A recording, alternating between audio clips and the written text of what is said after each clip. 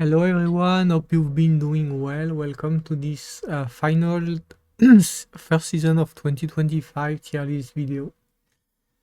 Yeah, I've been getting back into the game and like playing more overall. So yeah, finally like I have a decent understanding of the meta, I think. What the fuck is he doing? Alright, anyway, so yeah, I think I have a decent understanding of the meta now. So yeah. Let's get into it.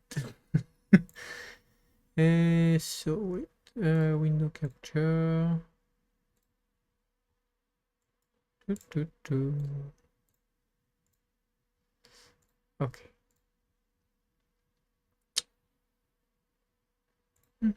And then I'll have, okay, this is perfect. So, and this is the tier list. It's for slow players, right? Like it's assuming you're not a very fast player, and like you pre-ban, as- you you pre-ban assuming you're slow. So like you don't pre-ban RCT, for instance. Like you pre-ban Politis, Luna, Peira, like all of those. And you don't have a 330 run or 330 Peira, because then you're not a very slow player. So yeah, this is the tier list for slow players. So Luna. Yeah, she's by far the most broken unit in the game. If you have first pick, you should always first pick Luna if she's open. And if you lose with first pick Luna, your draft is really bad, basically.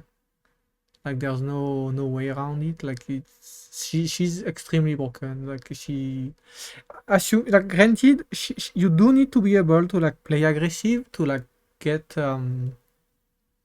like the full value out of her. But if you can, like even not that aggressive, like just like a bit aggressive at the very least, you she's just completely broken.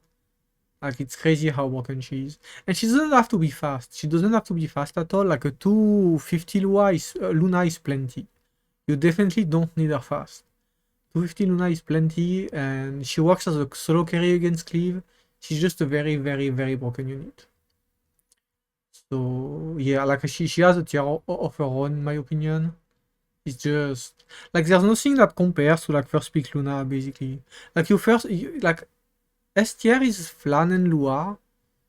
Like they're really strong, but like first pick Flan or first pick like you probably don't want to first pick Lua either way, but first pick Flan for instance is nowhere and it's not even remotely comparable to first pick Luna. Like the amount of pressure you put on your opponent with Luna first pick is absolutely insane. So yeah. So yeah, this is Luna SSS. So then S tier, Flan and Lua. Plan, in my opinion, if you play slow and she's open, you definitely should first pick her, assuming there's no Luna, obviously. Like Flan is just extremely annoying to deal with, and she's just a very, very strong unit overall. Like she's really annoying to kill. She deals a lot of damage. She kind of forces your opponent into Solitaria, who's not a very good unit by herself. So and who's weak to like a lot of other stuff. So yeah, Flan is just the best hyper carry in the game kinda right now, and just a very strong unit overall that like forces answer. And she's basically the only carry we can early pick. Like before we had Yufin, now we don't. So yeah, Flan is like being able to early pick a carry is very, very, very strong. And that's one of the things that makes Luna so good, is that if your opponent play fast, Luna is a carry basically. That's one of the reasons why she's so good. Like Luna is an actual carry. You don't need damage if you have Luna in your team. Like if your opponent is squishy, you press S2 twice, you won the game already. So yeah. Anyway, so yeah, Flan extremely strong. Definitely top priority pick. We have two builds right now. You either go counter or you go destruction. I think counter is better overall right now. Destruction is, in my opinion, only better in RCT. But assuming you only have one Flan, I'd definitely build a counter one. It's just because even in RCT, like counter still works. So yeah. Like counter Flan is really, really, really strong right now. So yeah. Lua is just like the best um how do I say that? A disruptor in the game. But like she doesn't even like even aside from like disrupting, she's just a very like she's just extremely strong. Like she's a tempo machine. She can control the entire enemy team by herself. She cycles a lot. She makes your team cycles a lot. She gives you a lot of damage. Yeah, just like she's crazy strong. And she's honestly, I think she's a bit like she's definitely worse if you don't pre-ban Peira though. Because when you pick Lua into Peira, it can be really awkward depending on the turn order. So yeah. But if there's no Peira, then Lua is like she's top priority pick. You shouldn't first pick her, but you should definitely like almost always pick her in your 1-3. She's just that strong. Unless RCT is open and it's a bit different, but if there's no RCT, definitely. And even in RCT, it can be good to pick her just to force your opponent into drafting RCT. Or like drafting weird answers. Like yeah, she just puts a lot of pressure on the draft, which is just extremely valuable overall. Then Peira, 8 year, Peira. I don't have Peira myself, so I pre-ban her because she's really annoying. I think like Peira, she's a bit like Luna in my opinion. Like she's definitely less strong, but she's a bit similar because she can act as a solo carry basically, which is crazy. Which is a crazy thing for an opener, and I don't know, she's just very safe overall. Like you can just go for yeah. Like if you first pick Peira, you can go into anything. You can play slow, you can play fast, you can cleave, you can do whatever the fuck you want, and that's just extremely annoying for your opponent to answer basically. So yeah. Peira very strong.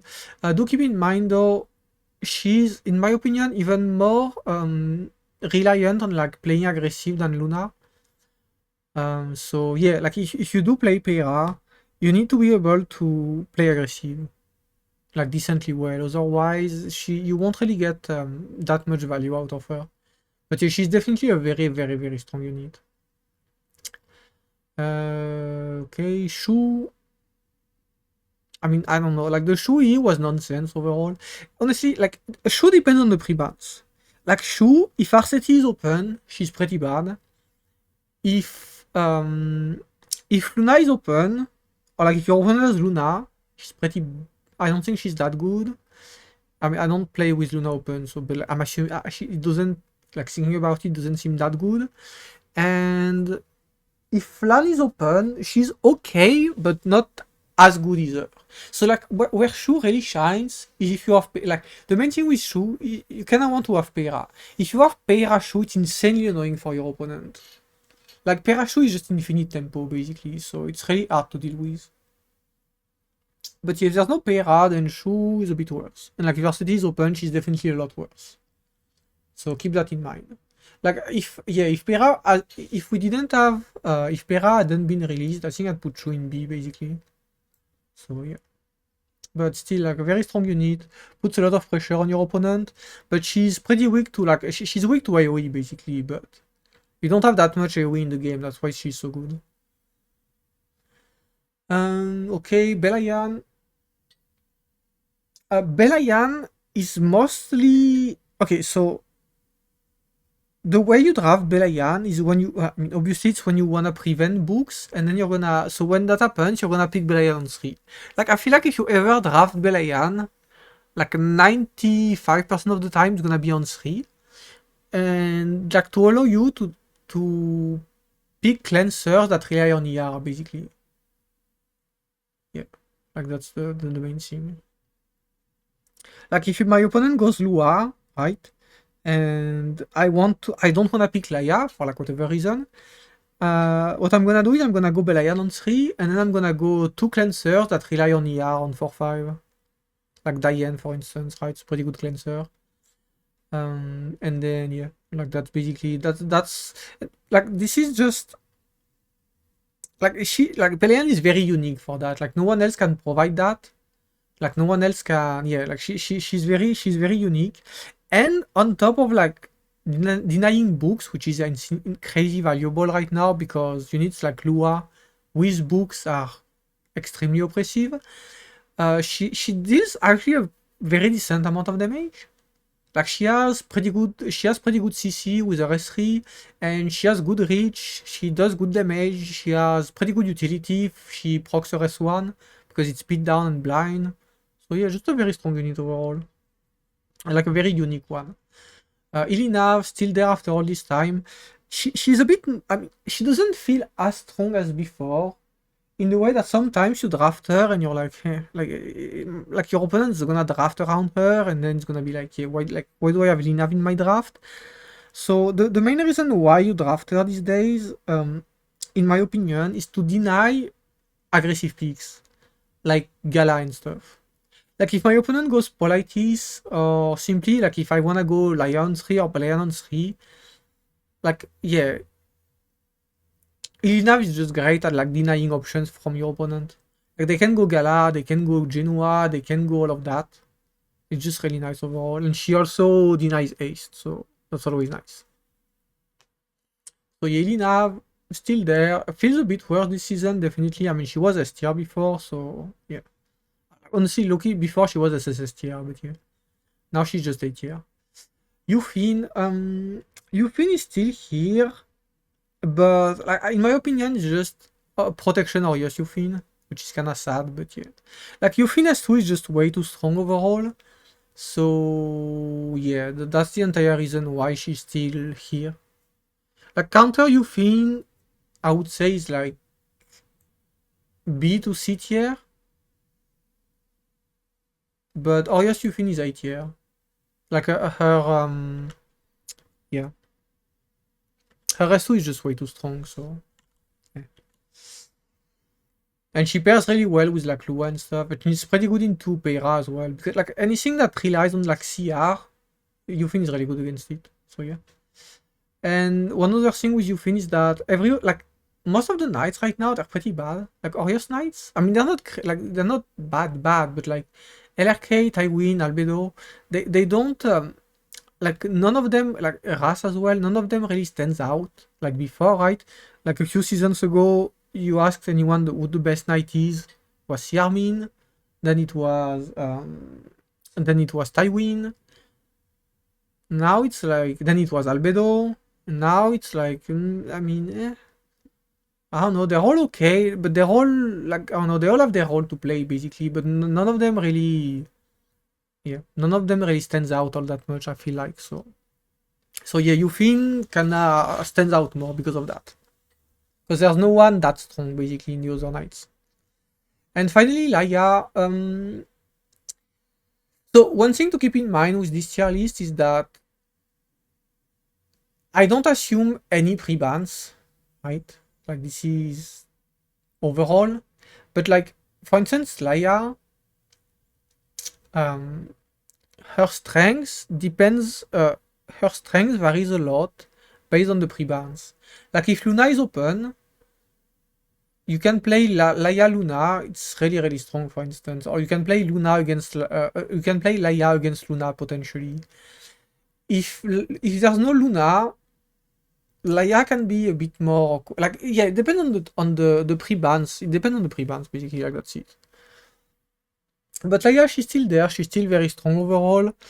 We don't have the issue of drafting Laia into Ilinav anymore because you don't really draft Laia as an hyper carry anymore. Like you're almost never gonna S3 with her. You just play her like as a cleanser. And simply because all the other options are so bad basically.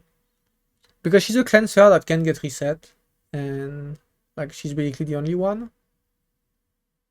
Because everything else like it relies on ER. Like ER isn't very reliable overall. So even if you can draft Diane on 3 and your opponent can burn. Like my Diane is like 250 ER and she got provoked like quite a few times by Lua already, so yeah. But yeah, Laia is still there, definitely weaker, but yeah, still there. B, DDR. So B tier, okay, so S tier, you should draft basically every game.